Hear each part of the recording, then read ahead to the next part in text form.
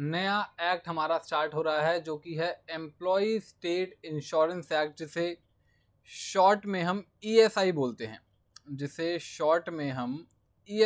हैं, बच्चों। और आपने इस एक्ट के बारे में या इसके बेनिफिट्स के बारे में बहुत सुना होगा। नॉर्मली क्या होता है, एम्प्लॉयज़ के पास ईएसआई कार्ड होता है। अगर आपके घर में भी कोई जॉब करने वाला पर्सन है तो उसके पास हो ना हो ईएसआई कार्ड होना एक लाजमी सी बात है। ईएसआई कार्ड के बच्चों में आप पर्सनली बताऊं तो बहुत सारे बेनिफिट्स होते हैं। आपको एक छोटा सा ओवरव्यू दे देता हूं कि ईएसआई एक्ट में एक्चुअल होता क्या है, मतलब एक मेन परफॉर्मा बनवा देता हूं कि क्या पढ़ने वाले हैं इस चैप्टर में। बच्चों है बिल्कुल पीएफ और जो अपना पिछला मिसलेनियस प्रोविजंस एक्ट था उसी की तरह, बट यहाँ पर जो बेनिफिट्स मिलेंगे ना आपको, इंश्योरेंस बेनिफिट्स, वो हैं मेडिकल बेनिफिट्स, मेडिक्लेम वाले बेनिफिट्स। आपने मेडिक्लेम तो सुना है ना, मेडिक्लेम वाले बेनिफिट्स हैं यहाँ पर। और रियलिटी में बता रहा हूँ, पर्सनल एक्सपीरियंस से, मैं बहुत ज़्यादा चीज़ों पर ये बात नहीं बोलता। ईएसआई में अगर एक पर्सन कवर्ड है ना तो he has ample number of benefits, ample number of आपके पास बेनिफिट्स हैं। समझना क्या होता है बच्चों, ये है एम्प्लॉयर और एक कौन है अपना एम्प्लॉय। और बच्चों एक गवर्नमेंट ने, सेंट्रल गवर्नमेंट ने बना रखा है ईएसआई फंड। जैसे आपको पता है पीएफ फंड वगैरह वगैरह, वैसे ही ईएसआई फंड। ईएसआई फंड की देखरेख करेगा कौन? ESI corporation. कौन करेगा बच्चों? ESI corporation. बच्चों ईएसआई कॉरपोरेशन याद रखना, हालांकि हम पढ़ेंगे इसके बारे में। ईएसआई कॉरपोरेशन अपने आप में एक बॉडी कॉरपोरेट है। आई होप आप सबने कंपनीज एक्ट 2013 पढ़ा है एंड यू ऑल नो कि बॉडी कॉरपोरेट क्या होती है, जिसके पास सेपरेट लीगल एंटिटी है, कॉमन सील है, can be sued, separate legal entity है, everything that a body corporate carries. बच्चों इस ईएसआई फंड में पैसा डालेगा एम्प्लॉयर, इस ईएसआई फंड में पैसा डालेगा एम्प्लॉय। एम्प्लॉयर कितना डालेगा? 3.25%। प्रेजेंट बता रहा हूं, ये चेंज होता रहता है। अभी रिसेंटली 1 जुलाई 2019 को अमेंडमेंट आई है और नए रेट्स ये हैं 3.25%, और एम्प्लॉय की सैलरी में से काटोगे 0.7%, और टोटल 4% जो पैसा है वो कहाँ जाएगा? ईएसआई फंड में। और ये पैसा फर्दर फिर आप यूज करोगे इन दी एक्टिविटीज जो कि दी हुई हैं सेक्शन 28 में। यहां पे क्या दी हुई हैं?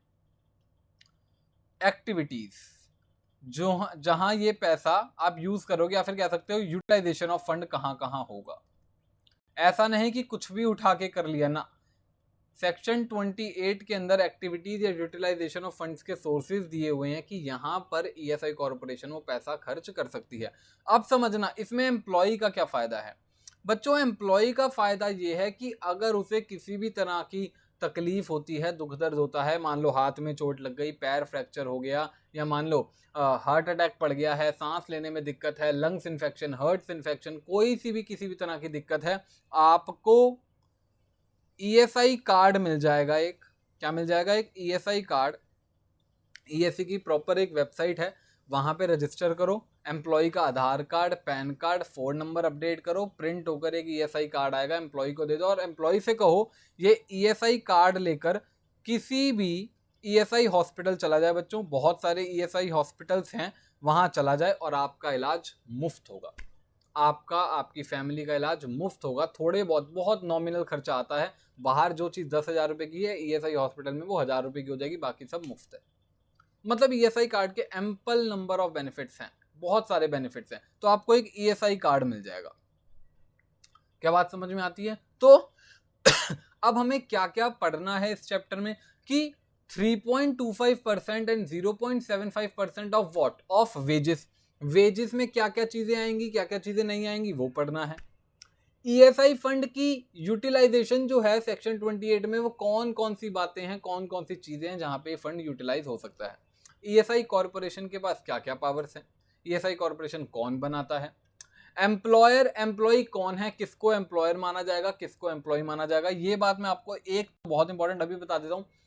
इस एक्ट में सिर्फ वो एम्प्लॉय कवर होंगे जिनकी salary, very very important point, जिसकी salary less than equal to है, लेस देन इक्वल टू है 21,000, यानी कि ईएसआई एक्ट में कवर होने के लिए लिमिट क्या है 21,000। अगर एक एम्प्लॉय जो कि 21,000 से ज्यादा सैलरी ले रहा है, ज्यादा सैलरी विड्रॉ कर रहा है, then such person is not eligible to get benefits under ESI act.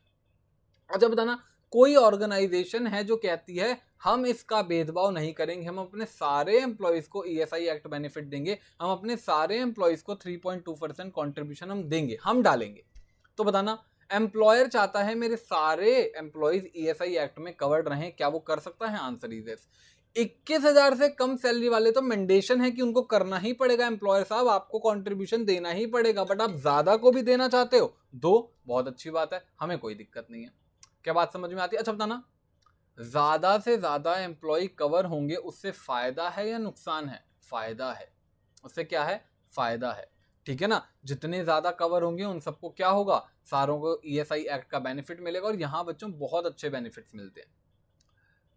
आपका इलाज तो समझ लो मुफ्त ही होगा, फ्री ही होगा, कोई पैसा देना ही नहीं। इवन बच्चों फ्यूनरल चार्जेस तक देते हैं। अगर किसी एम्प्लॉय की डेथ हो गई है, बेचारा मर गया है, और उसके जो फ्यूनरल चार्जेस होते हैं ना, कई इतने गरीब परिवार होते हैं कि फ्यूनरल एक्सपेंसेस तक नहीं उठा सकते, लकड़ियों का खर्चा, पंडित का खर्चा, तो वो तक सरकार देती है ईएसआई एक्ट के अंदर। तो बहुत सारे बेनिफिट्स हैं। तो अभी एक बार ये पूरा परफॉर्मा बना लो, हमें क्या क्या पढ़ना है, एम्प्लॉयर कौन है, एम्प्लॉई कौन है, 3.25% of what, 0.75% of what, ESI के जो फंड्स के पैसे हैं वो कहाँ कहाँ यूज होंगे, ईएसआई कॉर्पोरेशन की पावर्स क्या हैं, ईच एंड एवरीथिंग हम पढ़ेंगे। फटाफट आप इसको नोट डाउन करो, फिर चलें आगे।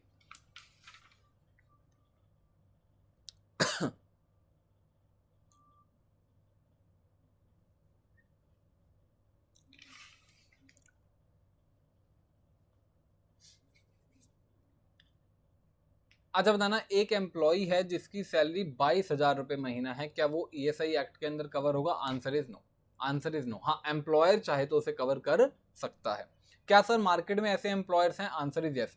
बहुत सारी ऐसी कंपनीज हैं जो अपने सारे एम्प्लॉयज को ईएसआई का बेनिफिट देती हैं। जैसे कि मैं आपको बताता हूँ, HDFC bank is one of them, जो अपने सारे एम्प्लॉयज को ईएसआई देता ही देता है, चाहे उसकी सैलरी कितनी मर्जी हो। तो आ जाते हैं अपने एम्प्लॉय स्टेट इंश्योरेंस एक्ट, जो कि कब आया है? 1948। 1948 क्या है? The law relating to employee state insurance is governed by employee state insurance act, ESI act. कैसे बेनिफिट्स देने हैं ये देख लो, sickness benefits, maternity benefits, employment injury. आप पढ़ोगे एम्प्लॉयमेंट इंजरी क्या होती है, काम करते दौरान कोई इंजरी हो जाए उसे एम्प्लॉयमेंट इंजरी बोलते हैं। And provide for certain other matters, जो भी अदर मैटर्स होंगे इन रिलेशन टू, ठीक है ना। एप्लीकेबिलिटी ऑफ द एक्ट, आपको जानते ही हो सबसे इंपॉर्टेंट चीज है भाई, एक्ट एप्लीकेबल कहाँ कहाँ है? क्या हर कहीं एप्लीकेबल है? Answer is no. कहाँ कहाँ एप्लीकेबल है? देखो, सबसे पहले तो सारी फैक्ट्रीज पर एप्लीकेबल है। All factories including government factories, all factories including government factories excluding seasonal factories. और फैक्ट्रीज की definition as per factories act पढ़ लेना। यानी कि क्या कहना चाहता है समझना, कह रहा है जी कहां एक्ट एप्लीकेबल है, ईएसआई एक्ट कहां कहां एप्लीकेबल है, ये कह रहा है जी सारी फैक्ट्रीज। और इन फैक्ट्रीज की डेफिनेशन कहां से पढ़ो? Factories as per factory act. आपको फैक्ट्रीज एक्ट की डेफिनेशन तो याद ही होगी, with the aid of power, without the aid of power, 10 और 20 वाली लिमिट होती है, तो वहां की फैक्ट्रीज। अच्छा, इंक्लूड करने ला गवर्नमेंट फैक्ट्रीज पर भी ईएसआई एक्ट लगता है, बट एक्सक्लूड कर देना किस पर नहीं लगता? Seasonal factories.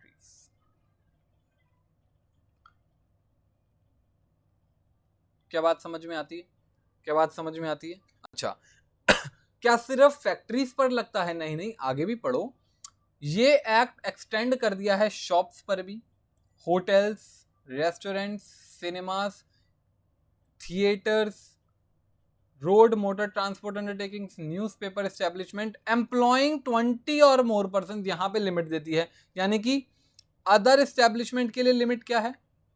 अदर एस्टेब्लिशमेंट के लिए लिमिट क्या है? Other establishment having 20 or more person. अच्छा आप मुझे एक बात बताओ, अब ध्यान से सुनना। एक फैक्ट्री 10 लोग एम्प्लॉय कर रही है, 10 लोग उसके यहां काम करते हैं, बताना क्या वो फैक्ट्री ESI एक्ट में कवर होगी? पता नहीं, क्योंकि फैक्ट्री के लिए फैक्ट्रीज एक्ट में जाना पड़ेगा और ये देखना पड़ेगा with the aid of power है, without the aid of power है। With the aid of power limit अलग, without the aid of power limit अलग, यानी फैक्ट्रीज एक्ट में तो वहां की लिमिट देखनी पड़ेगी। हाँ, बताना कोई शॉप है या मूवी थिएटर है, 22 लोग एम्प्लॉय कर रही है, देयर आर टोटल 22 पर्सन, तो बताओ क्या वहां पर ESI एक्ट लगेगा? आंसर इज यस, वहां पर ESI एक्ट लगेगा।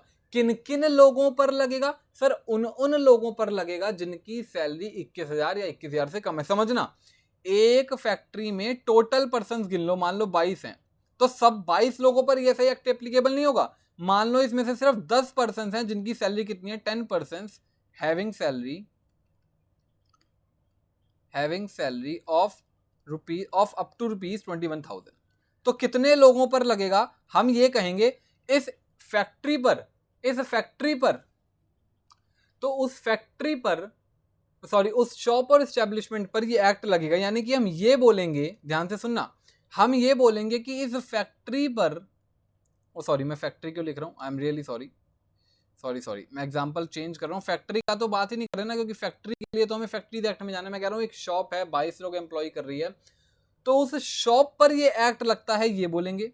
और उस शॉप में काम करने वाले उन 10 लोगों पर ये एक्ट लगता है जिसकी सैलरी अप टू 21,000 है। ऐसा नहीं कि अगर एक एस्टेब्लिशमेंट पर एक्ट लग गया तो उसके सारे एम्प्लॉयज इसके अंदर कवर्ड हो जाएंगे। नो नो नो नो, सिर्फ उतने एम्प्लॉयज जिसकी वेज लिमिट यहां फॉल कर रही है। क्या बात समझ में आती है? अब इस शॉप पर जितने लोग आएंगे जिनकी सैलरी अप टू 21,000 होगी, उन पर ये एक्ट एप्लीकेबल होता जाएगा, बाकी सब एक्सक्लूडेड रहेंगे। क्या बात समझ आती है? जिन्हें हम एग्जेम्प्टेड एम्प्लॉय बोलेंगे, आगे पढ़ेंगे। तो याद रखना, फिर से बता रहा हूं, एप्लीकेबिलिटी बता दो किस किस पर। Factories as per factories act, government factories, other establishments having 20 or more persons. अच्छा, याद रखना ये बात आप ऑलरेडी पढ़ चुके हो। एक बार एप्लीकेबल, इसे मैं शॉर्ट में एक लाइन में खत्म करता हूं, always once applicable always applicable. क्या बात बोलते हैं हम? वंस एप्लीकेबल, अगर एक बार आपके ऊपर ये एक्ट लग गया, वंस एप्लीकेबल ऑलवेज एप्लीकेबल। मतलब क्या है सर? आप ऑलरेडी बता चुके हो, फिर भी बता देता हूं भाई। अगर एक बार आपकी लिमिट 20 की क्रॉस हो गई थी, मान लो आज आपके फैक्ट्री में, एस्टेब्लिशमेंट में 22 से 25 एम्प्लॉइज हैं, बट फ्यूचर में आपने क्या करा, 10 एम्प्लॉइज को निकाल दिया, अब सिर्फ 15 रह गए हैं, तो अब ये नहीं कह सकते अब इस एक्ट की एप्लीकेबिलिटी हमारे ऊपर नहीं है, ये act still be applicable on your establishment. ये एक्ट एक बार एप्लीकेबल हो गया तो ऑलवेज एप्लीकेबल रहेगा। वेज लिमिट गवर्नमेंट ने प्रेजेंटली कितनी कर रखी है? 21,000 रुपए पर महीना और उससे कम। अदर दाना आपकी सैलरी 21,100 रुपए है, कि आपके ऊपर ये एक्ट लगेगा? Answer is no. अच्छा, ये एक्ट किस पर नहीं लगता? आप ये बातें जानते हो बच्चों, ये जो बातें हैं ना बिल्कुल सेम चलती हैं हर एक्ट में। Continuous applicability, non applicability, appropriate government, almost बिल्कुल सेम ही है। थोड़ा बहुत ऊपर नीचे होता है तो होता है, बाकी इसमें तो बिल्कुल भी नहीं है ऊपर नीचे दो बातों में। कॉन्टिन्यूस एप्लीकेबिलिटी और नॉन एप्लीकेबिलिटी तो हर जगह सेम ही चल रही है। ये एक्ट कहाँ एप्लीकेबल नहीं है? ऐसी फैक्ट्री या ऐसी एस्टेब्लिशमेंट में जहां ESI एक्ट से बराबर के या उससे ज्यादा बेनिफिट दिए जा रहे हो। बच्चों बहुत ऐसी फैक्ट्रीज, बहुत ऐसी एस्टेब्लिशमेंट्स हैं, जैसे आपको बता दूं आर्मी के केस में। बच्चों आर्मी के केस में अलग आर्मी हॉस्पिटल्स होते हैं, आर्मी का इंश्योरेंस होता है, वहाँ सब कुछ आर्मी अपने अंदर हैंडल करती है। वहाँ पे आर्मी के खुद के डॉक्टर्स होते हैं, खुद के इंजीनियर्स होते हैं, दे हैव एवरीथिंग सेपरेट। तो जहाँ पर ऑलरेडी आपको इक्वल या सुपीरियर बेनिफिट्स मिल रहे हैं, वहाँ उस फैक्ट्री एस्टेब्लिशमेंट पर हमारा ESI एक्ट नहीं लगता। आगे हम पढ़ेंगे भी कि आर्मी के ऊपर ESI एक्ट नहीं लगता, क्यों? वो ऑलरेडी हमसे ज़्यादा बेनिफिट्स पा रहे हैं। तो ये एक्ट नहीं लगता belonging to the under the control of government whose employees are otherwise in receipt of benefit substantially superior और similar as provided under this act. और इसका एग्जांपल क्या है? आर्मी। उनके पास ऑलरेडी हमसे बहुत अच्छे बेनिफिट्स होते हैं बच्चों, ठीक है ना। तो स्टार्ट करते हैं अब अपनी डेफिनेशन। अब हमने पढ़ लिया है चैप्टर का बेसिक, एप्लीकेबिलिटी और नॉन एप्लीकेबिलिटी। अब आ जाते हैं अप्रोप्रिएट गवर्नमेंट। आप जानते हो कुछ केसेस में सेंट्रल गवर्नमेंट, अदर केसेस में स्टेट गवर्नमेंट। कुछ केसेस में सेंट्रल गवर्नमेंट है, वो देखो कौन कौन से, 1 2 3 4 और नीचे एक और है। इन 5 cases central government, other cases state government. कौन से 5 केसेस हैं जहां पे सेंट्रल गवर्नमेंट है वो पढ़ लो बच्चों। सेंट्रल गवर्नमेंट की कोई फैक्ट्री या एस्टेब्लिशमेंट, रेलवे एडमिनिस्ट्रेशन, कोई मेजर पोर्ट, कोई मेजर माइन और ऑयल फील्ड। यहां आपके केस में सेंट्रल गवर्नमेंट रहेगी, अदर केसेस में स्टेट गवर्नमेंट रहेगी। क्या बात समझ आती है? अच्छा, अब आ जाते हैं कन्फाइनमेंट। कन्फाइनमेंट क्या होती है बच्चों? कन्फाइनमेंट मींस किसी भी तरह की लेबर आ जाना, किसी भी तरह की लेबर हो जाना due to issue of living child, due to issue of living child after, ये और लेबर हटा देना, due to issue of living child after 26 weeks of pregnancy. याद रखना, पीरियड बोला है आफ्टर, बिफोर वाला पीरियड नहीं। यानी कि मान लो ये आपकी प्रेगनेंसी थी तो यहां से 26 हफ्ते बाद वाले लेंगे, 26 हफ्ते बाद वाले पीरियड जो है वहां पर कन्फाइनमेंट कहा जा सकता है, resulting in the issue of child whether alive or dead, चाहे लाइव चाहे डेड चाइल्ड के केस में आफ्टर वाला पीरियड जो है, आफ्टर 26 वीक्स वाला जो पीरियड है प्रेगनेंसी का, उसे कन्फाइनमेंट बोला जाएगा, बिफोर वाला नहीं बोला जाएगा। याद रखना, ये जो बिफोर का पीरियड है ये नहीं बोला जाएगा। ठीक है जी। अच्छा, नेक्स्ट आ जाओ, कंट्रीब्यूशन। कंट्रीब्यूशन आप जानते ही हो, दो लोग कंट्रीब्यूशन करते हैं, प्रिंसिपल एम्प्लॉयर और एम्प्लॉय। प्रिंसिपल एम्प्लॉयर कितना करता है? 3.25%। एम्प्लॉय कितना करता है? 0.75%। ठीक है जी। नेक्स्ट आ जाओ बच्चों, डिपेंडेंट। सर डिपेंडेंट की डेफिनेशन क्यों पढ़नी है? क्योंकि डिपेंडेंट की डेफिनेशन इसलिए पढ़नी है, आपके डिपेंडेंट्स भी इस एक्ट के बेनिफिट्स में कवर्ड हो जाएंगे। मैं जॉब करता हूं तो मेरी स्पाउस, मेरे बच्चे भी कवर्ड हैं। अब कौन कौन लोग डिपेंडेंट में आते हैं ये बात दी हुई है, ये आपको जस्ट रीड करना है।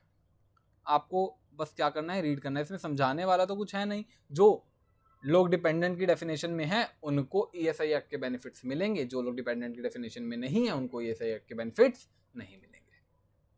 डेफिनेशन रीड आउट कर लेना, कौन कौन लोग डिपेंडेंट में हैं, कौन कौन लोग डिपेंडेंट में नहीं है। एग्जामिनर आपसे इसके ऊपर क्वेश्चन बना के पूछ सकता है, स्ट्रेट फॉरवर्ड क्वेश्चन है, कोई घुमा फिरा के नहीं पूछेगा। Very important, employment injury, very very important बच्चों, very very important employment injury. बच्चों फिर से ध्यान से बता देता हूं आपको एक बार, एम्प्लॉयमेंट इंजरी का मतलब है ऐसी कोई इंजरी जो ड्यूरिंग एम्प्लॉयमेंट, ड्यूरिंग जॉब आपको हो गई है। आप फैक्ट्री में काम कर रहे थे, एक तार कटी हुई थी, आपको शॉक लग गया।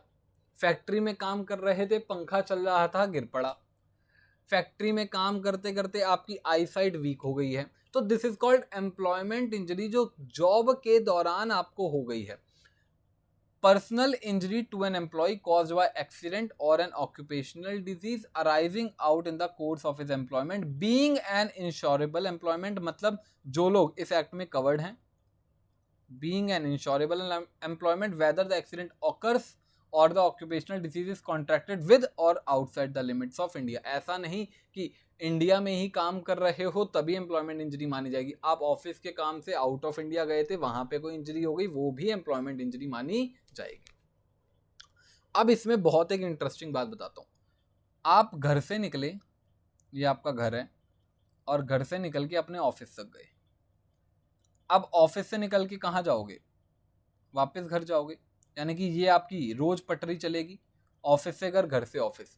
बच्चों सिर्फ ऑफिस में रहती हुई इंजरी एम्प्लॉयमेंट इंजरी नहीं है, इस रास्ते में ऑफिस जाते हुए या उस रास्ते में ऑफिस से घर आते हुए यहां पे भी कोई इंजरी हो गई, इसे भी माना जाएगा एम्प्लॉयमेंट इंजरी। कमाल की बात है ना बच्चों।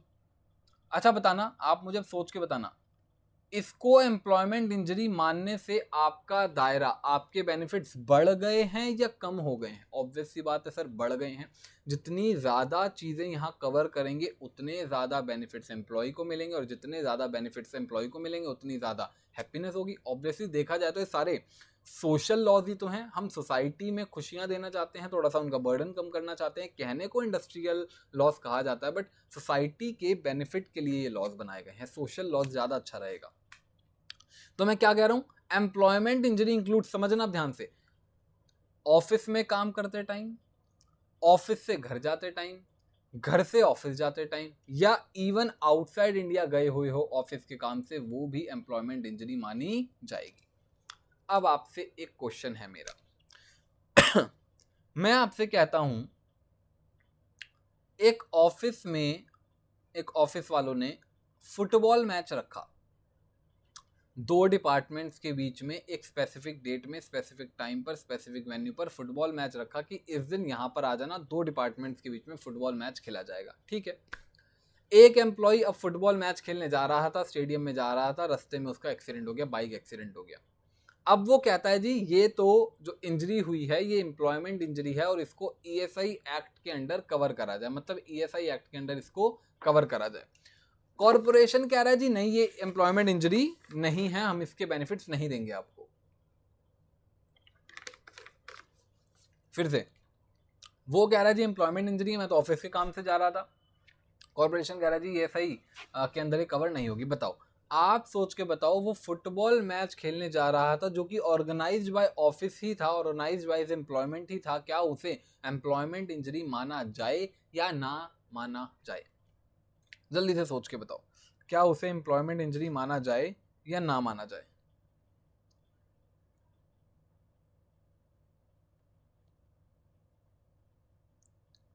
एम्प्लॉयमेंट इंजरी माना जाए या ना माना जाए? तो बच्चों आंसर इज यस, उसे एम्प्लॉयमेंट इंजरी माना जाएगा।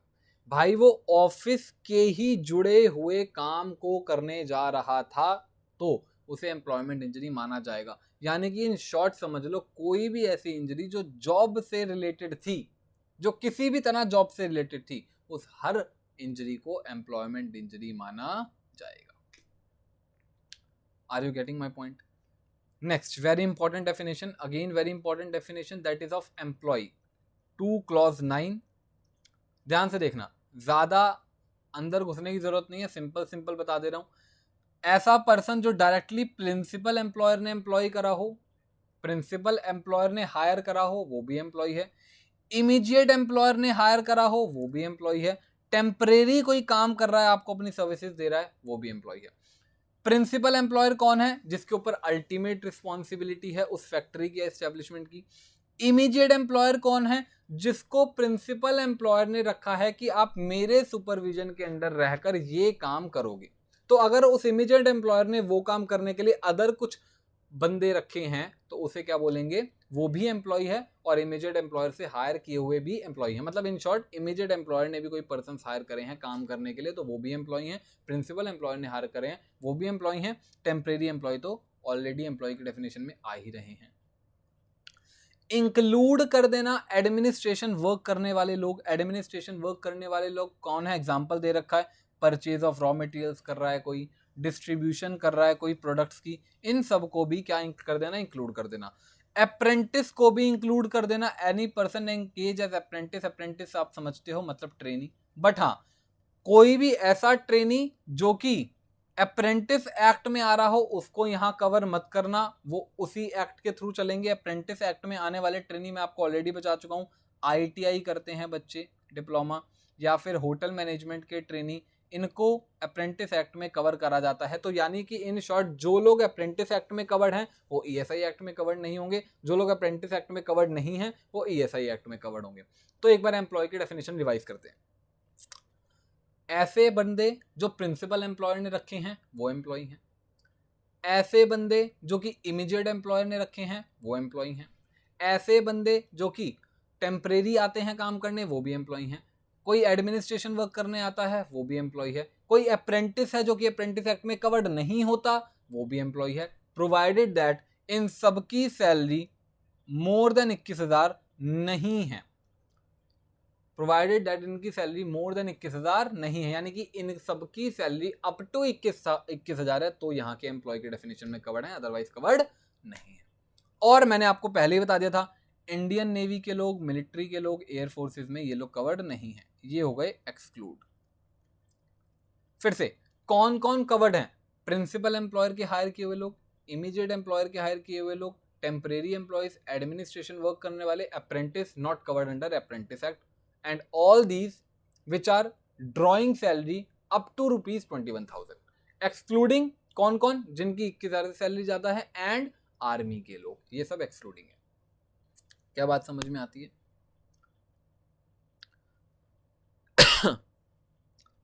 और एक चीज और याद रखना, ये बात हालांकि आप जानते हो, आप सिर्फ उन्हीं पर्सन्स को एम्प्लॉय नहीं कहोगे जो फैक्ट्री के अंदर रह के काम कर रहे हैं। फैक्ट्री से जुड़ा हुआ काम कर रहे हैं, एस्टेब्लिशमेंट से जुड़ा हुआ काम कर रहे हैं, बट बाहर जाके काम कर रहे हैं, डिस्ट्रीब्यूशन का, सेल का, परचेजिंग का, वो लोग भी क्या माने जाएंगे, एम्प्लॉय माने जाएंगे। ये स्पेशल नोट कह रहा है। ये लॉज हैं, रीड करोगे, कोई डाउट होता है तो मुझसे पूछोगे। एग्जेम्प्टेड एम्प्लॉय, जैसा कि मैंने बताया, जो ऊपर एक्सक्लूडेड हैं वो एग्जेम्प्टेड हैं, जिनके ऊपर ये एक्ट नहीं लगता, who is not liable to pay contribution in this act are employees. अच्छा, फैमिली की डेफिनेशन अगेन आपको रीड करनी है, कुछ समझने वाला नहीं है। कौन कौन लोग फैमिली में आते हैं, याद रखना, कई बार बच्चे कंफ्यूज हो जाते हैं डिपेंडेंट और फैमिली में। डिपेंडेंट मतलब होता है आपके ऊपर कौन डिपेंडेंट है, आपकी सैलरी से, आपके पैसों से किसका रोटी पानी चल रहा है, वो बोलते हैं डिपेंडेंट, कि भाई ये मेरे पैसों पर जी रहा है, मैं ना कमाऊं तो ये भी नहीं कमा पाएगा, मतलब ये भी कुछ खा पी नहीं पाएगा, मेरे ऊपर डिपेंडेंट है ये। फैमिली मतलब होता है कौन कौन आपकी फैमिली है, कौन कौन आपका रिश्ते में आता है। तो फैमिली और डिपेंडेंट दोनों की डेफिनेशन आपको बस रीड करनी है, कौन कौन लोग फैमिली में आते हैं, कौन कौन लोग डिपेंडेंट में आते हैं। अब आ जाओ very very important definition, immediate employer. मैंने आपको बताया, ओरली फिर बता देता हूं। इमीडिएट एम्प्लॉयर एक वो पर्सन है जिसको प्रिंसिपल एम्प्लॉयर ने हायर करा है कि आप मेरे सुपरविजन के अंडर रहकर काम करो। मान लो ये प्रिंसिपल एम्प्लॉयर है और प्रिंसिपल एम्प्लॉयर की एक फैक्ट्री है। वो क्या करना चाहता है, इस फैक्ट्री के अंडर उसने एक नया प्रीमाइसिस खरीदा है, मतलब साथ में एक नया लैंड खरीदा, और वो चाह रहा है मैं अपनी प्रीमाइसिस में अपनी फैक्ट्री को एक्सटेंड कर लूं, वो एरिया भी कवर कर लूं। मेरे पास तो इतना टाइम है नहीं कि मैं ये सब करूं। मैंने एक मिस्टर एक्स को बुलाया, मैंने मिस्टर एक्स से कहा कि मिस्टर एक्स आप ऐसा करो, जो भी चीजें इन सबके लिए रिक्वायरमेंट है, मतलब इस एरिया को भी अब मेरी फैक्ट्री के एरिया में ले आओ, दीवार तोड़नी पड़ेगी, वहां पूरा पेंट करवाना पड़ेगा, मशीनरी सेटअप करवानी पड़ेगी, उनके लिए एम्प्लॉयज हायर करने पड़ेंगे, मतलब A to Z काम आप मेरे या मेरे एजेंट के सुपरविजन में रहकर करो। मेरे या मेरे एजेंट के सुपरविजन में रहकर ये वर्ड क्या करो, ये काम execution of work of factory या एस्टेब्लिशमेंट। जो भी मैंने आपको काम बोला है आप मेरे से पूछते रहना और वो काम करवाते रहना। हम लोग यहां काम कर रहे हैं, आप लोग वहां पे करवाते रहना। तो ये जो पर्सन है इसे बोलेंगे हम इमीडिएट एम्प्लॉयर। ऊपर आपने पढ़ा था ना इमीडिएट एम्प्लॉयर। और याद रखना, इसके ये भी जो पर्सन्स को हायर करेगा, ये जो पर्सन्स को हायर करेगा, आप इन्हें भी, इन पर्सन्स को भी क्या बोलोगे, एम्प्लॉय, जो कि हमने ऊपर पढ़ा था। क्या बात समझ में आती है? ध्यान से देख लो, बिल्कुल ध्यान से देख लो। फैक्ट्री है, उस फैक्ट्री में आपने किसी मिस्टर एक्स को बुलाया और उसको कहा जी मेरे सुपरविजन में ये काम करो, एग्जीक्यूशन ऑफ वर्क करो। उसने कहा जी ठीक है। तो वो कौन बन गया, इमीडिएट एम्प्लॉयर। और वो जो पर्सन हायर करेगा उनको क्या बोलोगे आप, एम्प्लॉय। क्या बात समझ आती है? तो इमीडिएट एम्प्लॉयर की डेफिनेशन अब एक बार पढ़ लेते हैं। Defines the immediate employer who has undertaken the execution on the premises of factory or an establishment to which this act applies। मतलब जिसने काम करने का निश्चय किया है, फाइनल करा है उस फैक्ट्री के अंदर, बट वो सुपरविजन में रहेगा प्रिंसिपल एम्प्लॉयर और हिज एजेंट की। ठीक है ना? कोई भी ऐसा काम करेगा which is ordinary part of factory या फिर उस एस्टेब्लिशमेंट का, या कोई ऐसी प्रिलिमिनरी वर्क जो उस वहां की फैक्ट्री से कनेक्टेड है, इंसिडेंटल है। और कोई भी इंक्लूड ऐसा पर्सन जिसने अपनी सर्विसेज टेम्परेरी लेंट आउट करी हैं, हायर करी हैं, एंड इंक्लूड्स अ कॉन्ट्रैक्टर। आप इन शॉर्ट में कह सकता हूं कि immediate employer none other than contractor है, बट एक फर्क है इन दोनों में, कॉन्ट्रैक्टर अपनी मर्जी से काम करता है, जबकि immediate employer under the supervision of principal employer काम करेगा। क्या बात समझ आती है? अब एक बार इमीडिएट एम्प्लॉयर पढ़ लिया है तो पहले प्रिंसिपल एम्प्लॉयर पढ़ लेते हैं, उसके बाद डिसेबलमेंट की बात करेंगे। प्रिंसिपल एम्प्लॉयर आप जानते हो, आप ऑलरेडी बहुत बार पढ़ चुके हो। अगर आपकी फैक्ट्री है तो ओनर या ऑक्यूपायर को क्या माना जाएगा, प्रिंसिपल एम्प्लॉयर। अगर गवर्नमेंट डिपार्टमेंट है तो हेड ऑफ द डिपार्टमेंट को प्रिंसिपल एम्प्लॉयर माना जाएगा। अदर एस्टेब्लिशमेंट है तो any person responsible for the supervision and control of factory. Owner और ऑक्यूपायर उस पर्सन को माना जाता है, आप जानते हो, जिसकी अल्टीमेट क्या है, रिस्पॉन्सिबिलिटी होती है on the affairs of factory. तो प्रिंसिपल एम्प्लॉयर और इमीडिएट एम्प्लॉयर दोनों आपने पढ़ लिए, याद रखना। फिर बता रहा हूँ, चाहे प्रिंसिपल एम्प्लॉयर कोई पर्सन हायर करे, चाहे इमीडिएट एम्प्लॉयर कोई पर्सन हायर करे, दोनों के हायर किए हुए पर्सन्स एम्प्लॉय कहलाए जाएंगे। क्या बात समझ में आती है? अब आ जाओ परमानेंट पार्शियल डिसेबलमेंट। वर्ड ध्यान से पढ़ना, परमानेंट पार्शियल डिसेबलमेंट। एग्जाम्पल देता हूं, लॉस ऑफ वन हैंड, आपका एक हाथ नहीं रहा एम्प्लॉय का, या वन आई, मतलब आपकी डिसेबलमेंट हुई है, परमानेंट नेचर की हुई है, बट पार्शली हुई है। पार्शली मतलब ध्यान से समझना, आप पूरी तरीके से डिसेबल नहीं हुए हो, बट पार्शली डिसेबल हुए हो। और इस पार्शियल डिसेबलमेंट का इफेक्ट ये है कि बच्चों, आप जो पैसा कमाते थे, आपकी जो अर्निंग कैपेसिटी थी, वो किसी भी वजह से कम हो गई है, रिड्यूस हो गई है, खत्म नहीं हुई है। याद रखना, खत्म हो जाना मतलब टोटल डिसेबलमेंट, खत्म नहीं हुई है, कम हुई है। पढ़ लेते हैं, permanent partial disablement means such disablement of permanent nature as reduced, कम कर देना the earning capacity of an employee. क्या बात समझ में आती है? मैंने आपको एग्जांपल दिया, कम हो गई आपकी, मतलब पहले आपको 50,000 सैलरी मिल रही थी, अब आप कम काम कर पाओगे, अब आपको 20,000 या 25,000 मिलेगी। क्या ऐसा होता है सर? यस, आपको उस लेवल का काम दे दिया जाएगा। Total disablement, permanent total disablement, total disablement का इफेक्ट ये है, पहले तो इसका एग्जांपल दे देता हूं, आपके दोनों हाथ ही कट गए, लॉस ऑफ आई साइट, आपकी आंखों की रोशनी ही चली गई है, या लॉस ऑफ बोथ हैंड्स, या एक्सेट्रा। इफेक्ट क्या होगा? आपकी अर्निंग कैपेसिटी कम नहीं हुई है, अब की बार खत्म ही हो गई, अब आप कमा ही नहीं सकते, अब आप उस लायक ही नहीं रहे, अर्निंग कैपेसिटी जीरो है आपकी।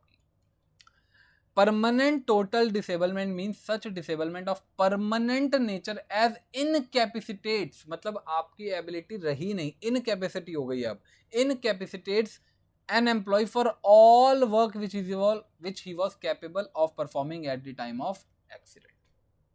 तो समझ आई, पार्शियल डिसेबलमेंट कैपेसिटी में तो हो कमाने की, बट कम कमाओगे। अब टोटल डिसेबलमेंट कैपेसिटी ही जीरो हो चुकी है। Are you getting my point? Seasonal establishment, अच्छा बताना, क्या सीजनल एस्टेब्लिशमेंट कवर करते हो आप? नो, सीजनल एस्टेब्लिशमेंट कवर नहीं करते। कह रहा है जी, सीजनल एस्टेब्लिशमेंट एक ऐसी फैक्ट्री है जो इनमें से कोई एक काम में या एक से ज्यादा कामों में लगी है, कॉटन गिनिंग, कॉटन और jute pressing, decortications of groundnuts, manufacture of coffee, indigo, lac, rubber, sugar including sugar or tea, or any other process of blending, packaging, repackaging of tea or coffee, or any other manufacturing process जिसको central government अपने official gazette में बताए। But ये establishment तभी seasonal establishment मानी जाएगी जब आप नॉट मोर देन 7 months काम करते हो, sorry, not more than 7 months काम आप नहीं करते, यानी कि आप मैक्सिमम पूरे साल में कितने टाइम ऑपरेटिंग हो? Maximum 7 months in a year. यानी कि अगर आपकी फैक्ट्री इनमें से किसी कामों में जुड़ी हुई है जो ऊपर दिए हुए हैं, और आपकी फैक्ट्री अप टू 7 months ही ओपन रहती है, तो आप सीजनल एस्टेब्लिशमेंट कहलाओगे। अच्छा बताना, एक ऐसी फैक्ट्री जो ऊपर किसी काम में जुड़ी है, मान लो मैन्युफैक्चरिंग ऑफ कॉफी में जुड़ी हुई है, बट वो 8 महीने काम करती है, क्या उसे सीजनल एस्टेब्लिशमेंट कहोगे? Answer is no. और अगर वो सीजनल एस्टेब्लिशमेंट नहीं है तो क्या वो ईएसआई एक्ट में कवर्ड होगी? Answer is yes. अच्छा बताना, ऊपर किसी काम में जुड़ी हुई फैक्ट्री जो 6 महीने काम करती है, क्या उसे सीजनल एस्टेब्लिशमेंट कहोगे? Answer is yes. अच्छा बताना, ऐसी कोई फैक्ट्री जो साल में 9 महीने ही काम करती है, बट वो ऊपर किसी जुड़े काम में नहीं आती, क्या वो सीजनल एस्टेब्लिशमेंट है? नो। अगर ऊपर जुड़े काम में है ही नहीं तो वो सीजनल एस्टेब्लिशमेंट है ही नहीं। क्या बात समझ में आती है? फिर से बता रहा हूं, ऊपर से जुड़े हुए काम में होनी चाहिए और मैक्सिमम ऑपरेशन उसका 7 months चलना चाहिए, तो वो सीजनल फैक्ट्री है, अदरवाइज नहीं है। तो 2 कंडीशंस है, जो दी हुई एक्टिविटीज है उसके अंडर फॉल करे, यानी कि दी हुई एक्टिविटीज के अंडर फॉल करे, पहली कंडीशन। और time, work time in a year या ड्यूरेशन इन अ ईयर कितनी होनी चाहिए? Maximum duration in a year कितनी होनी चाहिए? Maximum 7 months। क्या बात समझ में आती है? तो वो सीजनल एस्टेब्लिशमेंट कहलाएगी, अदरवाइज वो सीजनल एस्टेब्लिशमेंट नहीं कहलाएगी। और वेजेस। आप जानते हो हम वेजेस की डेफिनेशन क्यों पढ़ रहे हैं, क्योंकि जो जो चीजें वेजेस में इंक्लूड होंगी उन चीजों पर तो कंट्रीब्यूशन जाएगा, अदरवाइज उन पर कंट्रीब्यूशन नहीं जाएगा। तो बताना, वेजेस में जितनी ज्यादा चीजें आएंगी उतना एम्प्लॉय को फायदा है या नुकसान है? आंसर इज फायदा है। जितनी ज्यादा चीजें वेजेस में आएंगी मतलब सैलरी बढ़ेगी, वेजेस बढ़ेंगी तो कंट्रीब्यूशन बढ़ेगा, कंट्रीब्यूशन बढ़ेगा तो बेनिफिट बढ़ेगा। क्या बात समझ में आती है? वेजेस में क्या क्या चीजें आती हैं वो पढ़ने से पहले ये पढ़ लेते हैं क्या क्या नहीं आता। भाई जो चीजें नहीं आती बाकी सब आती हैं, सिंपल सी बात है। कोई भी contribution paid by employ to any pension fund or provident fund, कोई भी ऐसा पैसा जो आपने पेंशन फंड या प्रोविडेंट फंड में डाला है वो यहां मत इंक्लूड करना। कोई भी ट्रेवलिंग अलाउंस या ट्रेवलिंग कंसेशन यहां इंक्लूड मत करना। कोई भी स्पेशल एक्सपेंसेस, डिफरे स्पेशल एक्सपेंसेस दिए हुए हैं उसे यहाँ पे मत करना, इंक्लूड मत करना। कोई भी ग्रेचुटी दी है उसे यहाँ पे इंक्लूड मत करना, यानी कि इन पर कंट्रीब्यूशन नहीं जाएगा। किस पर जाएगा? कोई भी ऐसा पैसा जो आपको इन कैश दिया गया है, एक्सप्रेस और इम्प्लाइड, कोई भी किसी भी तरह के कॉन्ट्रैक्ट के नेचर का, और includes the payment in respect of authorise leave, मतलब आपने मांग कर छुट्टी ली है, बोला था कि भाई मुझे छुट्टी चाहिए और छुट्टी ले ली, या लॉकआउट हुआ था आपको उसकी सैलरी दी है, स्ट्राइक हुआ था उसकी सैलरी दी है, बट वो इलीगल नहीं होने चाहिए, ठीक है ना। और ऐसी किसी भी सैलरी पर आपको क्या दिया जाएगा? कंट्रीब्यूशन दिया जाएगा। क्या बात समझ में आती है? यानी कि कोई भी ऐसा पेमेंट जो आपको दिया गया है including authorise leave, paid leave, lockout, strike which are legal in nature, उस पर आपको कंट्रीब्यूशन दिया जाएगा और इन पर कंट्रीब्यूशन दिया नहीं जाएगा। क्या बात समझ में आती है? तो बच्चों यहां हमारी डेफिनेशंस होती हैं खत्म। अब एक बार आगे चलते हैं, बात कर लेते हैं registration of factory section 2A। ये क्या कहता है समझना बच्चों, जिस भी इस्टेब्लिशमेंट पर ये एक्ट की लिमिट लग गई है, मतलब आपको पता चल गया है कि आप फैक्ट्री हो, आप यहाँ पे फॉल कर गए हो, या इस्टेब्लिशमेंट हो, 20 और मोर पर्सन आपके पास हो गए हैं, तो आपको फटाफट रजिस्ट्रेशन करवाना है। अपना रजिस्ट्रेशन करवाना है ESI एक्ट के अंदर। कैसे रजिस्ट्रेशन करवाना है वो सब दिया हुआ है रूल्स में। It shall be registered within such time and in such manner as may be specified in the regulations made in this behalf। यानी कि आपको फटाफट जाकर रजिस्ट्रेशन करवाना है। आप जाओगे, आपको क्या करना होता है वैसे ही बताता हूँ। एप्लीकेशन देनी है, एप्लीकेशन में अपनी ऑर्गेनाइजेशन का नाम देना है, ऑर्गेनाइजेशन का ओनर ऑक्यूपायर जो भी है उसकी डिटेल्स देनी है, ऑर्गेनाइजेशन का रेंट एग्रीमेंट देना है जहां पे भी आपका ऑफिस है, डिटेल सबमिट करो। आपके कितने एम्प्लॉइज हैं, 20, 25, 30, 50, सबके Aadhaar card, pan card, phone number की फैक्स भेजो, फोटोकॉपी भेजो। ESI कॉर्पोरेशन सारी चीज़ों को स्टडी करेगी और आपको एक यूनिक नंबर प्रोवाइड कर देगी कि आपकी ऑर्गेनाइजेशन अब हमारे पास रजिस्टर्ड है। अब आप क्या करो, हमारी वेबसाइट पर आओ, अपने एम्प्लॉयज़ की एक एक करके डिटेल्स अपलोड करो, सबका ESI कार्ड बनवाते जाओ। यानी कि दो चीज़ें होंगी, पहले ऑर्गेनाइजेशन रजिस्टर होगी, उसके बाद एम्प्लॉय रजिस्टर होगा। बताना, ऐसी कोई ऑर्गेनाइजेशन जो रजिस्टर्ड ही ना हो, क्या उसको एम्प्लॉय को ESI एक्ट का बेनिफिट मिल सकता है? Answer is no. यानी कि दो चीजें हैं, पहले ऑर्गेनाइजेशन रजिस्टर्ड होगी, फिर एम्प्लॉय रजिस्टर्ड होगा। क्या बात समझ में आती है? ऑर्गेनाइजेशन रजिस्टर्ड होने के बाद वो एम्प्लॉय जिनकी सैलरी अप टू 21,000 है वो अपना अपना Aadhaar card, pan card, phone number दे दो और सबको ESI कार्ड बन के मिलता रहेगा। अपना ESI हॉस्पिटल जाओ और वहां पे अपना इलाज कराओ। क्या बात समझ में आती है? इसके बाद आता है बच्चों, अब जो हमारा चैप्टर का नेक्स्ट पार्ट स्टार्ट होगा वो ESI कॉर्पोरेशन का होगा। ये हम करेंगे नेक्स्ट सेशन में। यहाँ तक जो भी था इस सबको पढ़ना, रिवाइज करना, बिल्कुल सिंपल चीज़ें हैं। इस एक्ट में थोड़ी सी डेफिनेशन ज़्यादा थी इसलिए डेफिनेशन में ज़्यादा टाइम लग गया। बाकी नेक्स्ट क्लास से नेक्स्ट पार्ट स्टार्ट करेंगे बच्चों। Bye bye, take care.